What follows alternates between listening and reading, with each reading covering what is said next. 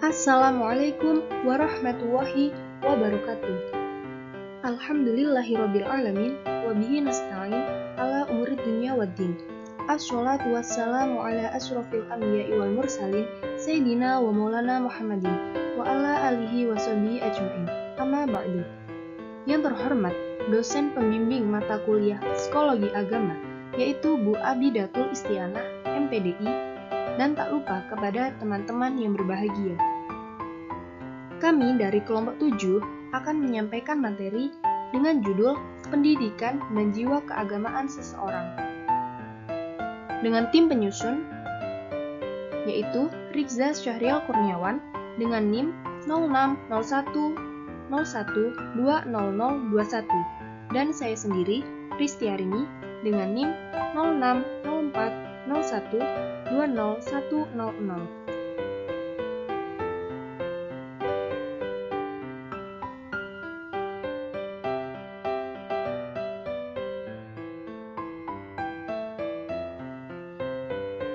Subbab yang dibahas pada kali ini ada 3 macam.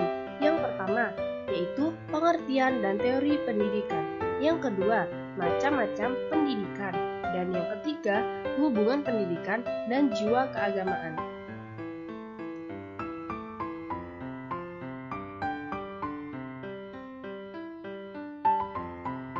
Nah, selanjutnya ada pengertian dan teori pendidikan.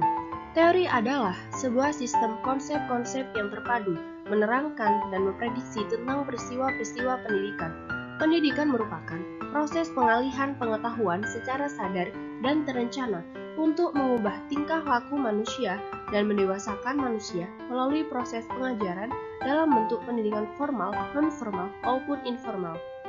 Teori pendidikan merupakan seperangkat penjelasan yang rasional sistematis membahas tentang aspek-aspek penting dalam pendidikan sebagai sebuah sistem. Teori pendidikan juga merupakan landasan dalam pengembangan praktik-praktik pendidikan, misalnya pengembangan kurikulum, proses belajar mengajar, dan manajemen sekolah. Kurikulum dan pembelajaran memiliki keterkaitan yang sangat erat dengan teori pendidikan. Suatu kurikulum dan rencana pembelajaran disusun dengan mengacu pada teori pendidikan.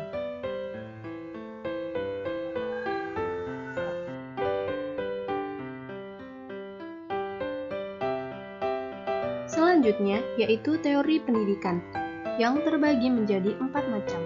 Yang pertama, teori pendidikan klasik atau yang disebut classical education. Teori pendidikan klasik berlandaskan pada filsafat klasik seperti perennialisme, esensialisme, dan eksistensialisme yang memandang bahwa pendidikan berfungsi sebagai upaya memelihara, mengawetkan, dan meneruskan warisan budaya. Yang kedua, teori pendidikan personal atau yang disebut personalized education. Teori pendidikan ini bertolak dari asumsi sejak dilahirkan anak telah memiliki potensi-potensi tertentu. Pendidikan harus dapat mengembangkan potensi-potensi yang dimiliki peserta didik dengan bertolak dari kebutuhan dan minat peserta didik. Yang ketiga, teknologi pendidikan. Teknologi pendidikan yaitu suatu konsep pendidikan yang mempunyai persamaan dengan pendidikan klasik tentang peranan pendidikan dalam menyampaikan informasi. Namun, di antara keduanya ada yang berbeda. Dalam teknologi pendidikan, yang lebih diutamakan adalah pembentukan dan penguasaan kompetensi atau kemampuan-kemampuan praktis, bukan pengawetan dan pemeliharaan budaya alam. Dan yang terakhir, teori pendidikan interaksional. Pendidikan interaksional yaitu suatu konsep pendidikan yang bertitik tolak dari pemikiran manusia sebagai makhluk sosial yang senantiasa berinteraksi dan bekerja sama dengan manusia lain. Selanjutnya akan dilanjutkan oleh teman saya, yaitu Saudara Rizza. Dipersilakan.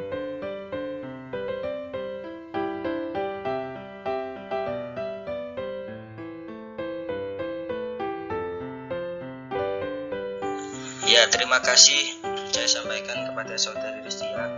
Kemudian saya akan melanjutkan tentang subbab pembahasan yang kedua, yakni tentang macam-macam pendidikan.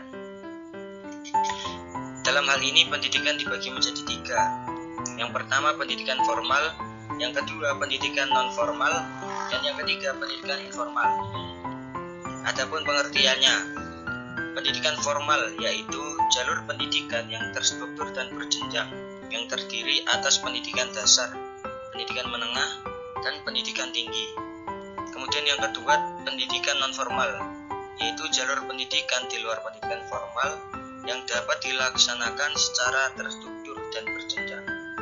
Kemudian yang ketiga pendidikan informal adalah jalur pendidikan keluarga dan lingkungan. Kegiatan pendidikan informal yang dilakukan oleh keluarga dan lingkungan berbentuk kegiatan belajar secara mandiri.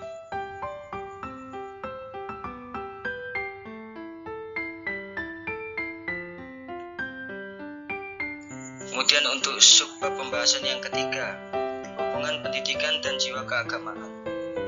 Pendidikan agama dalam pendidikan Islam sangatlah penting sekali, sebab dengan adanya pendidikan agama, manusia akan lebih dekat dengan Tuhannya, dan keimanan mereka akan semakin kuat pula. Pendidikan sangatlah berpengaruh terhadap jiwa keagamaan seseorang, khususnya dalam pembentukan kepribadian atau pembentukan karakter, atau biasa disebut karakter building. Semakin tinggi pendidikan seseorang, maka akan semakin baik pula tingkat kecerdasan dalam melaksanakan ibadah kepada Allah Subhanahu wa taala. Oleh karena itu, pengaruh pendidikan terhadap jiwa keagamaan sangatlah penting untuk diketahui guna untuk menanamkan rasa keagamaan pada seorang anak didik. Di antara pengaruhnya adalah pendidikan keluarga, pendidikan kelembagaan, dan pendidikan di lingkungan.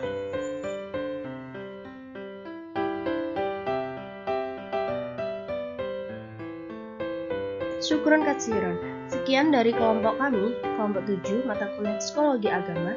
Mohon maaf yang sebesar-besarnya apabila terdapat kesalahan dari kami. Sekian dari kami. Wabillahi taufiq wal hidayah. Waridho wal inayah. Wassalamualaikum warahmatullahi wabarakatuh.